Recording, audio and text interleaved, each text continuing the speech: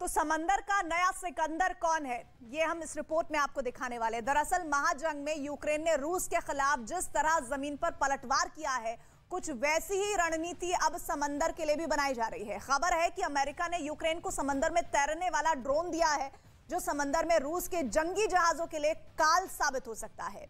Ukraine को समंदर में तैरने वाले ऐसे ड्रोन को दिए जाने की पुष्टि अमेरिका ने खुद की है।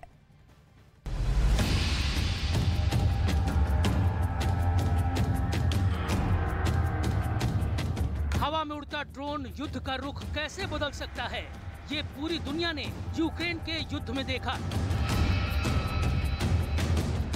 महायुद्ध में ड्रोन से किए गए विनाश की तस्वीरें दुनिया ने अपनी आंखों के सामने देखी। दुनिया ने देखा कि कैसे तुर्की के बायरक्तार TB2 ड्रोन ने युद्ध के मैदान में रूसी टैंकों के पर खच्चे उड़ा दिए।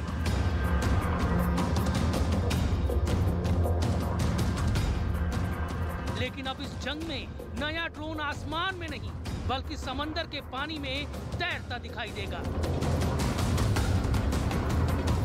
समंदर में तैरने वाला ये ड्रोन कहने को ड्रोन है, लेकिन इसकी ताकत ठीक वैसी है जैसे किसी वॉरशिप की होती है।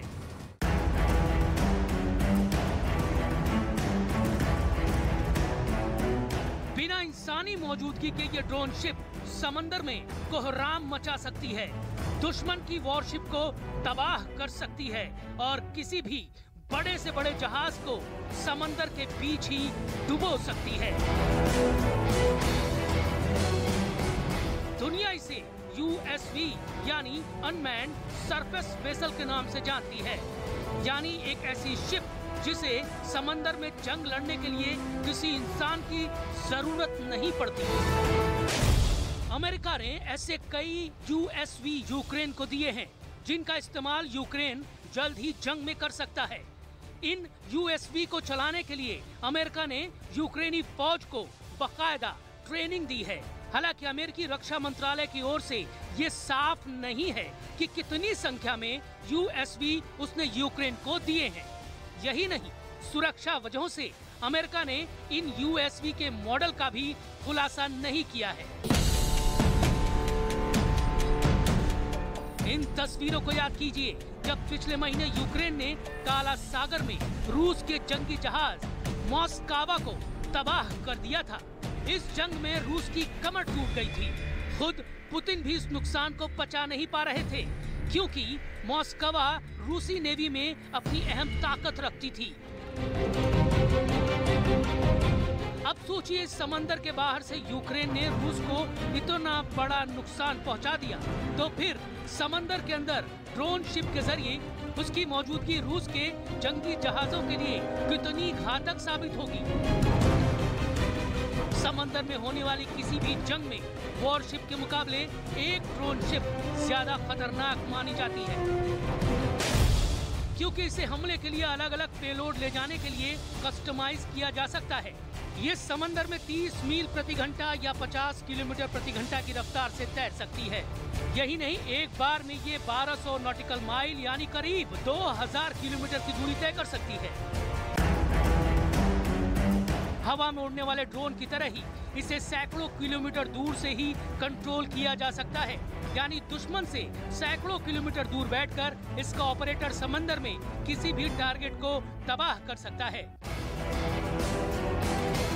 यूक्रेन में मिले अमेरिका के इस घातक हथियार को डोनबास के अभियान से जोड़ा जा रहा है।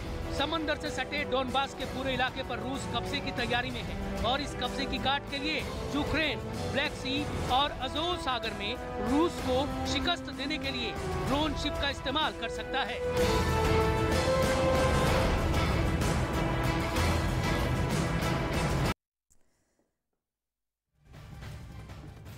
और अब आपको एक ऐसी रिपोर्ट दिखाते हैं जिसे देखकर आप ये समझ पाएंगे कि युद्ध शुरू होने से पहले और युद्ध के 3 महीने बाद का सीन कितना बदल चुका है। जंग में जीत किसकी होगी ये अब तक तय नहीं है, लेकिन अभी से ही यूक्रेन ने रूस की तबाही का तमाशा दिखाना शुरू कर दिया है।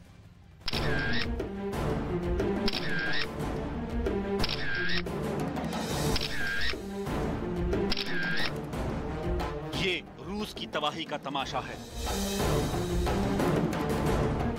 और इस तमाशे का मेला सजा है यूक्रेन की राजधानी कीव के चौराहे पर।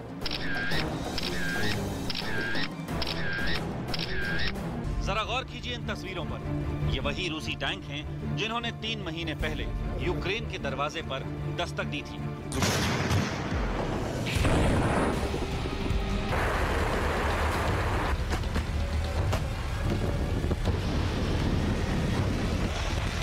और इस दस्तक से पूरे यूक्रेन समेत राजधानी कीव के लोग दहशत में आ गए थे। लेकिन युद्ध में यूक्रेनी सैनिकों ने इन रूसी टैंकों का वो हाल किया कि अब ये खड़े होने के काबिल तक नहीं बचे। शहर के अलग अलग हिस्सों में पड़े रूसी टैंकों के कबाड़ को अब यूक्रेन के अधिकारी कीव के ऐतिहासिक सेंट माइकल स्क्वायर पर लाकर इकट्ठा कर रहे हैं, जहां कीव के लोग टैंकों के इस कबाड़ के सामने सेल्फी लेकर रूस को चढ़ा रहे हैं। कबाड़ बन चुके टैंकों की इन तस्वीरों में कहीं बकरियां टहलती दिख रही हैं, तो कहीं कोई इन कबाड़ के सामने लोग कुत्ते के साथ फोटो खिंचवाते नजर आ रहे हैं। राजधानी कीव में घुसने की कोशिश में रूस के ऐसे कई टैंकों को यूक्रेन की सेना ने तबाह कर दिया और इस तबाही का नमूना कीव की सड़कों पर आज भी नजर आता है। पार्लियामेंट हाउस से कुछ ही मीटर की दूरी पर हम लोग मौजूद हैं। ये वीवीआईपी इलाका है और मेरे पीछे अगर आप देखेंगे तो यहाँ पर ये टैंक का पार्ट मौजूद है, प्लेन का पार्ट मौजूद है, पीछे बख्तरबंद गाड़ियां हैं, टैंक है। दरअसल ये सब रूस के हैं और इनको यहाँ पर रखा गया है। जिन हथियारों पर रूस को काफी ज्यादा गुरूर था, किस तरीके से यूक्रेन के सैनिकों ने उनको मार गिराया है, ये तस्वीरें इस बात की गवाही देती हैं। 24 फरवरी से पहले जब रूस के जंगी टैंक ट्रेन पर लदकर यूक्रेन बॉर्डर की ओर बढ़ रहे थे, तब पूरा यूक्रेन सख्ते में था।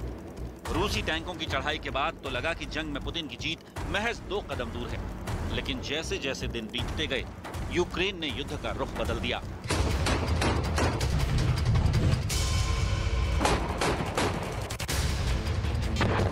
और जवाबी हमलों में रूसी टैंकों का दम निकालना शुरू कर दिया।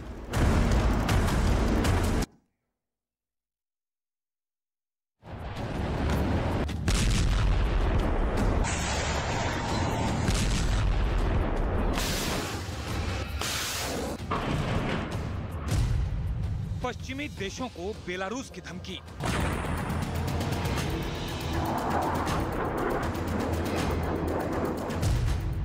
तीसरे विश्व युद्ध को न्योता दे रहे हैं पश्चिमी देश।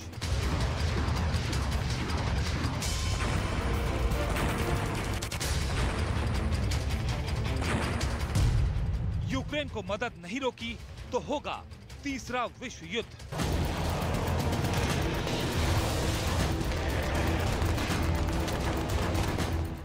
रूस यूक्रेन के बीच युद्ध जल्दी ही तीसरे विश्व युद्ध में बदलने वाला है।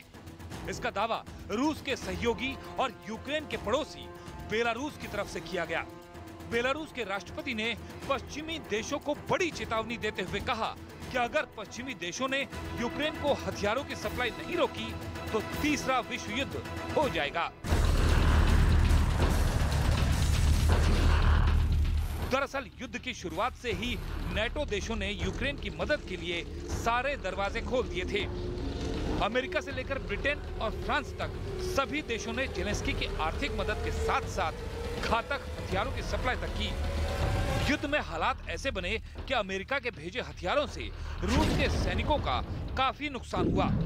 बेलारूस की मीडिया के मुताबिक राष्ट्रपति ने यूएन के महासचिव को चिट्ठी लिखकर कहा कि जिस तरह से यूक्रेन को पश्चिमी देश मदद कर रहे हैं, वो एक और वर्ल्ड वॉर को दावत दे रहा है।